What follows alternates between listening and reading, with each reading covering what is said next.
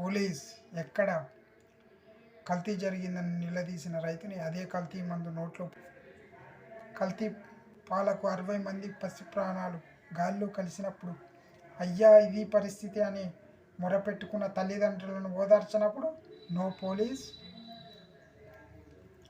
Police స్టేషన్కి వెళ్ళినందుకు 300 మందిని మూర్ఖంగా చంపి బావిలో పాతిస్తే నో పోలీస్. అప్పుడు లేవన్నోళ్ళు ఆఫ్టర్ ఆల్ ఒక క్రిమినల్ని చంపితే లేస్తుంది. వాళ్ళది పెద్ద ఫ్యామిలీయా? మాకన్నా వద్దు.